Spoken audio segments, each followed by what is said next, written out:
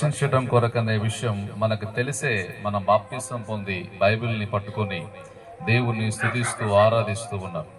యేసు ప్రభు వారు ఈ భూమి మీద జన్మించినప్పుడు పరలోకములో నుండి ఈ భూమి మీదకి దూతలు వచ్చి కొంతమంది గొర్రెల కాపురులకు ఆ విషయాన్ని తెలియజేశారు. ఈరోజు యేసు ప్రభు రక్షకుడు మీ కొరకు పుట్టి ఉన్నాడు అనే విషయం పొలములో ఉండి గొర్రెల్ని కాచుకుంటూ ఉన్నటువంటి తమ మందలని కాచుకుంటూ ఉన్న గొర్రెల కాపురులకి దేవుని దూతలు వచ్చి ఆ విషయాన్ని తెలియజేశారు. రాత్రి వేళ తమ మందల విషయంలో బాధ్యత కలిగినటువంటి వారికి దేవుడు తన దూతల్ని పంపించి విషయాన్ని తెలియజేశాడు. ఈరోజు క్రిస్మస్ సందర్భంగా దేవుని బిడ్డలైనటువంటి వారు, ముఖ్యంగా దేవుని సన్నిధిలో విశ్వాసం ఉంచి బాప్తీసం పొందినటువంటి వారు, వారి వారి కుటుంబాల విషయంలో, వారు వెళ్తున్న సంఘ విషయంలో ఖచ్చితంగా బాధ్యత కలిగి ఉండాలి. రెస్పాన్సిబిలిటీ, బాధ్యత. దేవుడు తన దూతల్ని మనుషుల దగ్గరికి పంపిస్తాడని ఇక్కడ రాయబడింది. తన కుమారుడైన యేసు ప్రభు గురించి ఆ విషయాన్ని తెలియజేయడానికి పొలములో రాత్రి వేళ తమ గొర్రెల మందని కాచుకొనుచున్న గొర్రెల కాపరుల దగ్గరికి దేవుని దూతలు వెళ్లి వాళ్ళతో మాట్లాడారు, వారితో ముచ్చటించారు. యేసు ప్రభు గురించి ఎవరికీ తెలియనటువంటి విషయం వారికి తెలియచేయబడింది. హేరోదు రాజు గారికి తెలవలేదు, ఆయన కన్ఫ్యూజ్ అయ్యాడు. ఆయనకు చాలా స్టడీ ఉంది, చాలా గొప్ప పేరుంది, ఆస్తి ఉంది. కానీ యేసు ప్రభు ఎక్కడ పుడతాడో ఆయనకు సరైన క్లారిటీ లేకుండా పోయింది. ఆయన ఎంత వెతికినా, ఎంత పరిష్కారంగా తెలుసుకునే ప్రయత్నం చేసినా ఆయనకు అది కొంచెం కూడా తెలవలేదండి. యేసు ప్రభు వారు పుట్టినరోజే ఈ గొర్రెల కాపరులకి దేవుడే ఆ విషయాన్ని క్లియర్ గా దూతల్ని పంపించి మరి తెలియజేశాడు. కారణం ఏంటంటే ఆ గొర్రెల కాపరులు దేవుడికి నచ్చారు. ఆమేన్ చెప్పాలి. మనం కూడా దేవుడికి నచ్చాలి. మనం దేవుడికి నచ్చాలి. యేసు ప్రభువుని మనం నమ్మాం, యేసయ్య రక్తంలో మనం కడగబడుతున్నాం, సంఘంలో ఆరాధనలకు వస్తూ ఉన్నాం. అయితే క్రిస్మస్ సందర్భంగా, ఆ రోజున క్రిస్మస్ సందర్భంగా ఆ గొర్రెల కాపరులు ఎలా పరలోకం దృష్టిలో ఇష్టలుగా ఉన్నారో మనం కూడా అలాగా మారాలని మనం కోరుకోవాలి. ఆ గొర్రెల కాపరులలో ఉన్న ప్రత్యేకత ఏంటంటే రాత్రి వేళ వాళ్ళు అందరూ పడుకున్నట్టు పడుకోలేదండి. వాళ్ళ గొర్రెల మందలని కాచుకొనుచు వాళ్ళ గొర్రెలన్నిటిని కూడా కాపాడే పనిలో బాధ్యతగా వాళ్ళు మెలకువ కలిగి ఉన్నారు. ఎప్పుడు సమయం చీకటైద్దా, ఎప్పుడు పడుకుందామా అనే ఆలోచన వారికి లేదు.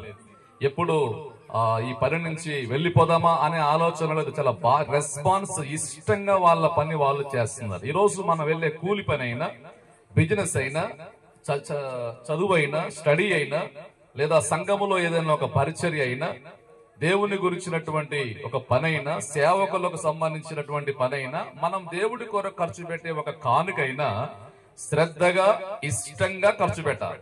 తప్పదు కదా. పాస్టర్ గారు ఏమనుకుంటారో, అమ్మగారు ఏమనుకుంటారో, అందరితో పాటు మనం కూడా ఇవ్వాలిగా.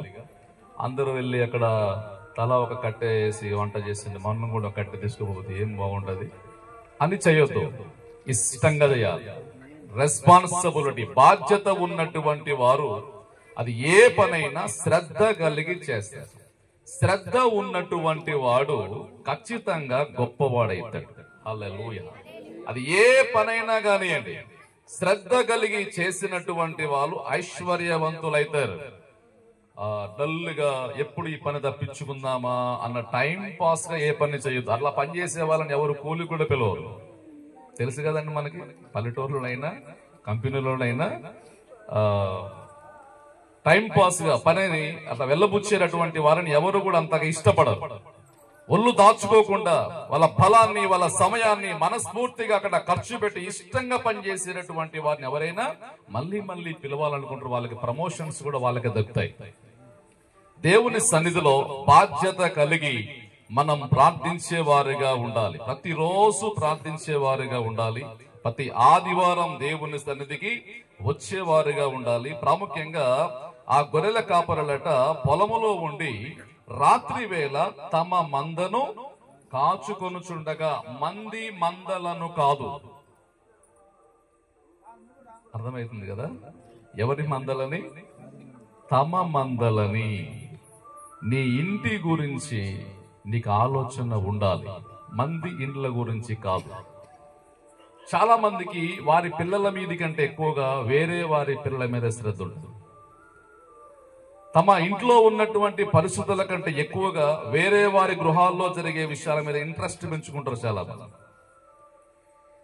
వేరే వేరే వీధుల్లో ఏం జరుగుతుంది, వేరే గ్రామంలో ఏం జరిగింది, వేరే వారు బాగుపడ్డారా చెడిపోయారా, ఇది ఇంట్రెస్ట్ గా పెడతారు తప్ప అసలు నా భార్య ఎటు వెళ్తుంది, నా భర్త ఏం చేస్తున్నాడు, నా పిల్లలు ఎలా చదువుతున్నారు, మేము మునుగుతున్నామా తేలుతున్నామా, పైకి వస్తున్నామా లోపలికి వెళ్తున్నామా, 10 మందిలో మాకు మంచి పేరు వస్తుందా చెడ్డ పేరు వస్తుందా. ఖచ్చితంగా ఈ అవగాహన ప్రతి ఒక్కరికి ఉండాలి, ప్రతి ఒక్కరికి ఉండాలి. తమ మందల మీద, తమ కుటుంబాల మీద, తమ వెళ్తున్న సంఘాల మీద శ్రద్ధ కలిగినటువంటి వారికి దేవుని దూతలు ప్రత్యక్షమైతారు. దేవుడు మనల్ని దర్శిస్తాడు, దేవుడు మనల్ని ఇష్టపడతాడు. వారికి ఆ విషయం తెలియజేసినప్పుడట వాళ్ళు ఆ విషయాన్ని తెలుసుకున్న తరువాత వాళ్ళు ఇలా మాట్లాడుకున్నారు. 15వ వచనంలో, ఆ దూతలు తమ యుద్ధ నుండి పరలోకమునకు వెళ్ళిన తరువాత ఆ గొర్రెల కాపరులు జరిగిన ఈ కార్యమును ప్రభువు మనకు తెలియజేయించి ఉన్నాడు.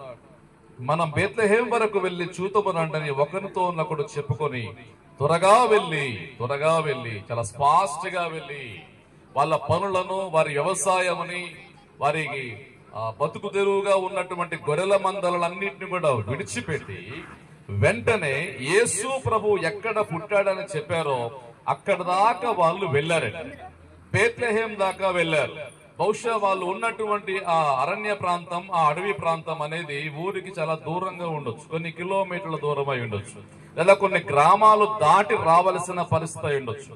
మొత్తానికి ఆ రాత్రి వాళ్ళ గొర్రెలను వాళ్ళు విడిచిపెట్టి యేసు ప్రభు దగ్గరికి త్వరగా వాళ్ళు పరిగెత్తారు. యేసు ప్రభు ఉన్నటువంటి బేత్లెహేంకి వాళ్ళు వెళ్ళారు. యేసు ప్రభు ఉన్నటువంటి ఆ పశువుల పాకున్న ప్రాంతం కావచ్చు, అది సత్రమే కావచ్చు, అదొక చిన్న గుడిసెనే కావచ్చు, యేసు ప్రభు ఎక్కడున్నాడో అక్కడి దాకా వారు వెళ్ళారు. చూడడానికి చిన్న రేకులతో ఉన్నటువంటి సిమెంట్ గోడతో ఉన్నటువంటి చిన్న రూమ్ అని అనుకోకూడదు. ఇది యేసు ప్రభు మనకు దొరికే స్థలం. గట్టిగా చప్పట్లు కొట్టాలి. ఆమేన్, హల్లెలూయా. ఆ పెద్ద పిల్లర్స్ వేసేసి, 2-3 స్లాబ్లు వేసేసి, టైల్స్ వేసేసి, ఫ్యాన్లు వేసి, ఆ కుర్చీలు వేసి ఉంటేనే యేసు ప్రభు ఉన్నాడు అక్కడ. యేసు ప్రభు ఉండేటువంటి ప్లేసెస్ చాలా దీనంగా ఉన్న బైబిల్ గ్రంథంలో. ఆయన పుట్టినప్పుడు ఆయన్ని పశువుల తొట్టిలో పడుకోబెట్టారట. సత్రములో కూడా వారికి స్థలము లేదట. పశువులు ఉన్నటువంటి ఏరియాలో యేసు ప్రభు తన కాలాన్ని, తన యొక్క జీవితాన్ని గడిపాడు. కాబట్టి మనకు భౌతికంగా కనబడుతున్నటువంటి దాన్ని బట్టి ఒక అంచనాకు రాకూడదు. యేసు ప్రభు ప్రత్యక్షమయ్యే స్థలాలన్నీ చాలా ఆశ్చర్యంగా ఉంటాయి. హేరోదు రాజు బంగ్లాల్లోకి వెళ్లారు.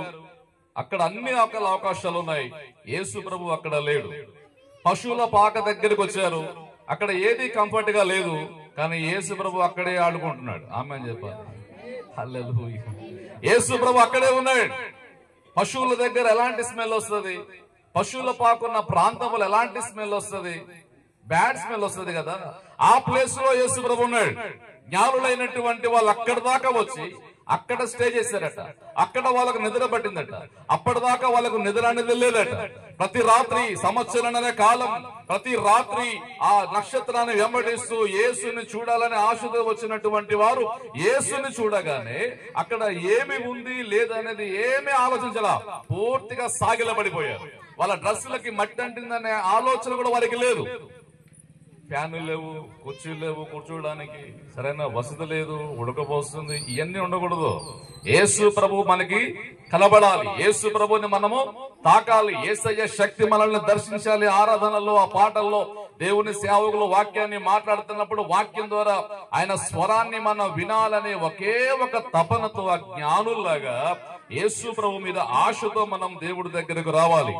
ఇక్కడ గొర్రెల కాపరులట అడవిలో నుంచి బయలుదేరి ఆ నైట్ సమయంలో, ఆ రాత్రి సమయంలోనే యేసు ప్రభు ఉన్నటువంటి బేత్లెహేం దాకా వచ్చారు. పశువుల పాక దాకా వచ్చారు. ఆ పశువుల తొట్టి దాకా వచ్చారు. ఆ పుట్టినటువంటి యేసు ప్రభువుని, తల్లి అయిన మరియమ్మను, యోసేపుని వాళ్ళు కల్లారా చూశారు. మందిరం దగ్గర ఒక మీటింగ్ జరుగుతుందని మనకు తెలిసింది. అప్పుడు ఏం చేయాలి? మనం ఏం చేయాలి? మందిరం దగ్గర మీటింగ్ జరుగుతుందని మనకు తెలిసింది. వాళ్ళకు దూతలు చెప్పారు.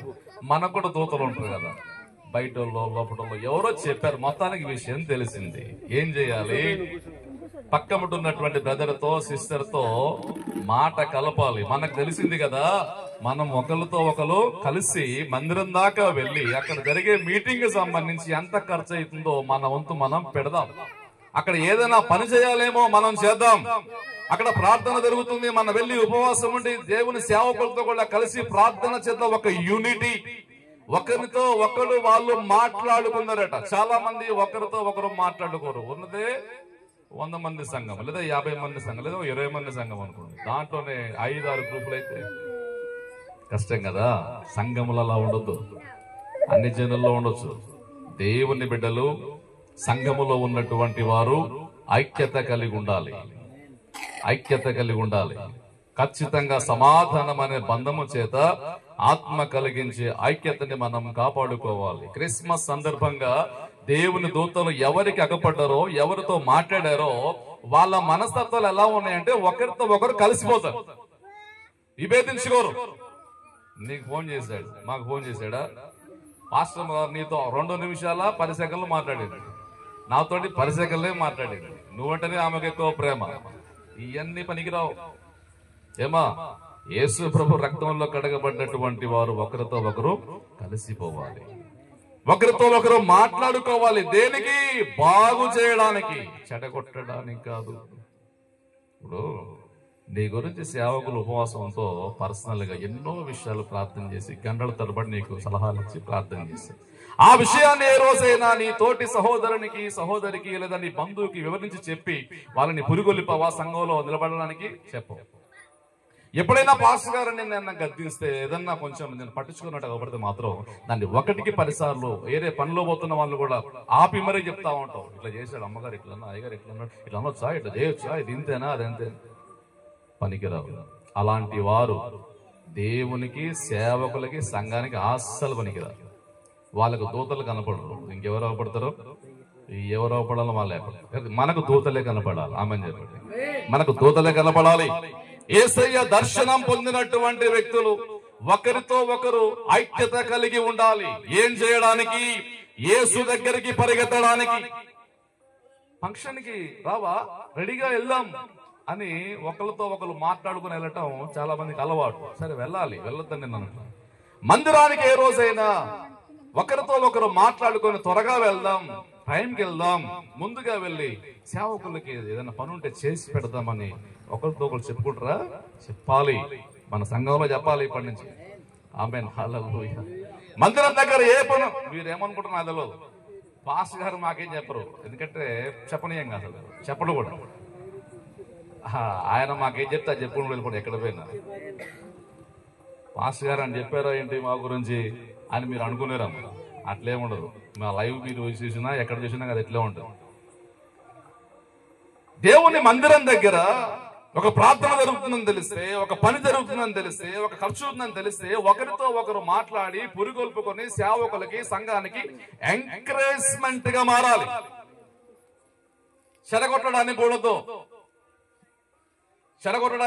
ఎక్కడైనా అన్యజనులైనా, బంధువులైనా, వినేవాళ్ళు ఎవరైనా సరే చెప్తున్నా, సంఘ విషయమనే కాదు, మన బంధువుల్లోనైనా సరే, లేకపోతే అన్యజనుల్లో ఒక ఫ్రెండ్స్ విషయంలో అయినా సరే, వాళ్ళని చెడగొట్టడానికి మనం ఏకం కావద్దు, బాగు చేయడానికి ఏకం కావాలి. ఆమేన్, హల్లెలూయా.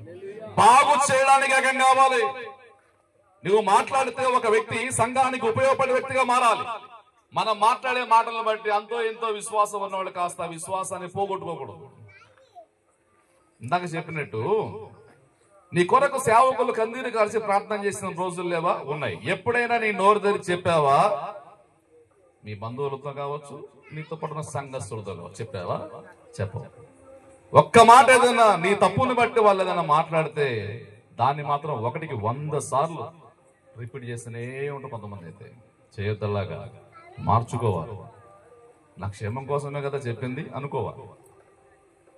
దూతలు వచ్చి ఆ గొర్రెల కాపరులతో ఏం చెప్పారంటే, బాబు, దావీదు పట్టణమందున రక్షకుడు మీ కొరకు పుట్టి ఉన్నాడు, ఈయన ప్రభు అయిన క్రీస్తు. దానికిదే మీకు గుర్తు, ఆనవాలు. ఒక శిశువు పొత్తి గొర్రెలతో చుట్టబడి ఒక తొట్టిలో పడుకొని ఉండటం మీరు చూస్తారు అని చెప్పారు గాని మీరు వెళ్ళండి అని చెప్పారా? చెప్పాలా? విషయం తెలియజేయబడుతుంది. పలానా రోజు ప్రార్థనమ్మా, పలానా రోజు మీటింగ్, పలానా రోజు పాస్టర్ గారు వస్తున్నారు, సంఘంలో ఇది చేద్దాం అనుకుంటున్నాము, లేదా ఒక మందిరం కడదాం అనుకుంటున్నాం, లేదా ఒక చిన్నపాటి ఏదో చేద్దాం అనుకుంటున్నాం, పిల్లలకు సంబంధించి ఈ ఆలోచన చేస్తున్నాం. చెప్పబడ్డ తరువాత మనమే ఒకరితో ఒకరు విశ్వాసులుగా మనం మాట్లాడుకోవాలి. ఏం చేయడానికి? సేవకులు చెప్పిన దర్శనము నెరవేర్చడానికి, సేవకులు చెప్పిన పని చేయడానికి, ఒకరినొకరు పురుగొల్పుకోవాలి. బేత్లెహేం వెళ్ళడానికి, మందిరం వెళ్ళడానికి, యేసు దగ్గరికి వెళ్ళడానికి, యేసయ్యని చూడడానికి, యేసు ప్రభుని కాపాడుతున్న, సంరక్షిస్తున్న, యేసయ్య శరీరాన్ని సంరక్షిస్తున్నటువంటి సేవకులుగా ఉన్న మరియమ్మ యోసేపులను చూడడానికి వాళ్ళు ఒకరితో ఒకడు మాట్లాడుకొని వెళ్ళారు. యూనిటీగా వెళ్ళు, నాకు కుదరదులే అనకూడదు. దేవుని యొక్క మందిరం విషయంలో ప్రాముఖ్యంగా దేవుని బిడ్డలు అస్సలు నిర్లక్ష్యంగా ఉండొద్దు. ఎవరైనా నిర్లక్ష్యంగా కనిపిస్తే వాళ్ళని మనం ఏం చేయాలి? ప్రోత్సహించి నడిపించాలి. ఎక్కడెక్కడో మీటింగులు అంటే, పార్టీలు అంటే, ఫంక్షన్లు అంటే వాళ్ళని ఎంకరేజ్ చేసి దగ్గరుండి తయారు చేసి తీసుకుపోవడం కాదు చేయాల్సింది. ప్రార్థనకు వాళ్ళని ప్రిపేర్ చేసి తీసుకురాగలగాలి. గొర్రెల కాపరులు యేసు దగ్గరికి రావడానికి ఒక్కరిగా రాలా, వాళ్ళందరూ ఒకరితో ఒకరు కూర్చొని మాట్లాడుకున్నారట. ఎలా మనం సంఘాన్ని డెవలప్ చేద్దాం, ఎలా మనం సేవకులకు సహకరిద్దాం, మన వల్ల ఏమైతుంది, ఎలా మనం ఇంకా ప్రార్థన చేద్దాం, ఎలా మన సంఘ విషయంలో, మన గ్రామ విషయంలో, మన గ్రామ రక్షణ కొరకు ఎలా మనం ప్రయాసపడదాం, ఏం చేద్దాం, ఒకరితో ఒకరు కూర్చొని వాళ్ళు మాట్లాడుకొని ఆలోచించి అందరూ కలిసి బేత్లెహేం దాకా వెళ్ళి యోసేపును మరియమ్మను తొట్టిలో పడుకొని ఉన్న శిశువును చూశారు. హల్లెలూయా, హల్లెలూయా. ఆ గొర్రెల కాపరులండి దేవుని దూతలే వాళ్ళకు కనబడ్డారు. ఒక దూత వచ్చి మాట్లాడాడు. ఆ దూత మాట్లాడడం అయిపోయిన తరువాత పరలోకపులో ఉన్నటువంటి కొన్ని వందల మంది, వేల మంది దూతలు వీళ్ళకి కనబడ్డారు. దేవుని దర్శనాలు మనకు రావాలంటే, దేవుని స్పర్శ మనకు రావాలంటే, మన బిడ్డలకు, మన కుటుంబాలకు దైవ దీవెనలు రావాలంటే మనము సంఘ క్షేమాభివృద్ధి విషయంలో ఐక్యత కలిగి నడవాలి. ప్రతి ప్రార్థన విషయంలో, సంఘ కార్యక్రమాల విషయంలో, ముఖ్యంగా సేవకులకు సంతోషం కలిగించేటటువంటి విషయాల్లో మనము ఐక్యత కలిగి ముందుకు సాగాలి. ఎవరైనా బలహీనులైతే, ఎవరైనా నిర్లక్ష్యపరులైతే వారిని మనం ఏం చేయాలి? ప్రోత్సహించాలి. సంఘములోకి రావడానికి ప్రోత్సహించాలి తప్ప మనలో ఉన్నటువంటి దుర్బుద్ధిని వారి మీద రుద్ది మంచి వాళ్ళని చెడగొట్టే ప్రయత్నాలు అసలు చెయ్యకూడదు. ఇష్మాయేలు ఆత్మ నశించిపోవాలి. గట్టిగా అమ్మని చెప్పండి. వ్యతిరేక స్వభావం సమాధానముని మనం కోరాలి. ప్రతి ఒక్కరు కూడా సంఘములో ఉన్నటువంటి వారందరూ ఆ గొర్రెల కాపరుల వలె తమ మందలని రాత్రి వేళ కూడా వాళ్ళు కాపాడుకుంటూ ఉన్నారు. మన కుటుంబాల విషయంలో, మనం వెళ్లే సంఘ విషయంలో మనం బాధ్యత కలిగి ఉండాలి. ఖచ్చితంగా బాధ్యత అయినటువంటి వాళ్ళగా వస్తే వస్తాం, లేకపోతే లేదండి, మాకు అన్ని సమయాలు ఆడ కుదురుతుంది అన్నట్టుగా ఉండకూడదు. కుదరాలి. రాత్రి అంత రెస్పాన్సిబిలిటీ ఉన్నటువంటి వాళ్ళు గొర్రెలన్నిటినీ అక్కడ వదిలేసి అందరూ వెళ్ళారు. మనందరం వెళ్తే మరి గొర్రెల పరిస్థితి ఏంటి? నువ్వు వెళ్ళు, నేను ఉంటా అల్లా, నేను కూడా వస్తా. హల్లెలూయా. దేవుడే చూసుకుంటాడు. అమ్మో, ఒక రోజంతా పని లేకుండా మందిరానికి వస్తే మనకు ఉన్న బాధలు ఎట్లా తీరుతాయి, మనకున్న అప్పులు ఎట్లా తీరుతాయి, మనం ఎలా బతకాలి అంటే మరి మనం కొన్ని సంవత్సరాల తరబడి రేయి మగళ్ళు పనిచేస్తాము. సాధించిందేంటి? సంపాదించిందేంటి? దేవుని దీవెన మనకు ఉండాలి. ముఖ్యంగా మనం చేసే ప్రార్థనలో మనకు శ్రద్ధ ఉండాలి. దేవుని మందిర విషయంలో మనకు శ్రద్ధ ఉండాలి. దేవుని సేవకుల విషయంలో మనకు శ్రద్ధ ఉండాలి. దేవుని వాక్యములో చెప్పబడుతున్న విషయాలన్నీ మనం శ్రద్ధగా వింటే దేవుని దీవెనలు మన పైకి వస్తాయి. దూత ఏం చెప్పాడో వాళ్ళు శ్రద్ధగా విన్నారు. వాళ్ళు శ్రద్ధ ఒకేసారి చెప్పాడన్న మళ్ళీ మళ్ళీ చెప్పాలి. ఇప్పుడు మన పాస్టర్స్ అయినా మేమైనా చెప్పినట్టు అనిపిస్తలే. ఏముందిలే పాస్టర్స్ ఎప్పుడు చూసినా వాళ్ళు చెప్పింది చెప్తారు అన్నమాట. నిజమే. ఎందుకు చెప్పాల్సి వస్తుందని అంటే మనం వినట్లేదు. దూత ఒక్కసారే చెప్పాడు, దానికి ఇదే మీకు ఆనవాలు, ఒక శిశువు పొత్తిగొర్రెలతో చుట్టబడి పశువుల తొట్టిలో పడుకొని ఉండట మీరు చూస్తారు. అది వాళ్ళ మైండ్ లో ఫీడ్ అయిపోయింది. వెంటనే యేసుని చూడకుండా వాళ్ళు ఉండలేకపోయారట. ఒక ప్రార్థన జరుగుతుంటే నీకు ఎట్లా నిద్ర వస్తుంది? ఇంట్లో రాకూడదు. రాత్రి వాళ్ళ గొర్రెలను అడవిలో వదిలేసి, తోడేలా సింహమా ఎలుగుబంట ఏదొచ్చినా సరే వాళ్ళు వదిలేసి యేసును చూడకుండా వాళ్ళు ఉండలేకపోయారట. మరి మందిరాన్ని చూడకుండా కొన్ని వారాల తరబడి నీకు ఎట్లా నిద్ర పడుతుంది? పట్టకూడదే. బైబుల్ చదవకుండా ఎట్లా పడుకుంటావు? ప్రార్థన చేయకుండా ఎట్లా నిద్ర వస్తుంది? సేవకుల్ని కలవకుండా, సేవకులతో ఫోన్లో మాట్లాడుకోకుండా అసలు నీకు ఒక వారం అంతా ఎట్లా గడిచిపోకూడదు. అలాగా ఖచ్చితంగా దేవుని మందిరాన్ని చూడాలని మనకు అనిపించాలి. దేవుని సన్నిధిలో గడపాలని మనకు అనిపించాలి. దేవుని సేవకులని కలవాలని మనకు అనిపించాలి. ఆ విషయంలో సంఘములో ఉన్న బిడ్డలు ఐక్యత కలిగి ఉండటం చాలా ప్రాముఖ్యం. ఒకళ్ళు పోరు, ఇంకొకరిని కూడా పోనివ్వరు. అట్లా ఉండొద్దు. నేను పోవాలి, నాతో పాటు ఉన్న సమూహాన్ని కూడా తీసుకొని పోవాలని ఇంట్రెస్ట్ మనకు ఉండాలి. ఆ గొర్రెల కాపరుల్లో దేవునికి నచ్చినటువంటి విషయం ఏంటంటే అందరూ ఒకరితో ఒకరు సమాధానంగా మాట్లాడుకుంటారు. బాగు చేయడానికే కూడతారు తప్ప చెడగొట్టడానికి కూడరు. మంచి విషయాన్ని మాట్లాడడానికి వాళ్ళకి ఐక్యత ఉంది. ఈ రోజున చాలా మంది యూనిటీ చెడగొట్టడానికి మనకు వస్తారు. ఎట్లా చెడగొడదామా అన్నప్పుడు అందరూ కొడతారు. బాగు చేద్దామరా అంటే ఎవడు కూడాలి.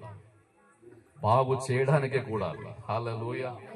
మనం ఇద్దరమే ఉండొచ్చు, 10 మంది ఉండొచ్చు, 50 మంది ఉండొచ్చు. మన వల్ల అయింది మనం దేవుడి కొరకు, సేవకుల కొరకు, మందిరం కొరకు ఏదో ఒకటి చేయాలి. ఆలోచించాలిగా, అసలు ఒకరితో ఒకరు అనుకోవాలిగా. అవును, ఈ రోజు వాక్యంలో దేవుడు పాస్టర్ గారి ద్వారా ఇలా మాట్లాడాడు, ఈ వారంలో ఇలా వచ్చింది. మరి మనం ఈ వాక్య ప్రకారం చేయాలంటే మనం ఏం చేద్దామని ఒకరితో ఒకరు అనుకోవాలి. దేవుని వాక్య విషయాల గురించి ఒకరితో ఒకరు చర్చించాలి.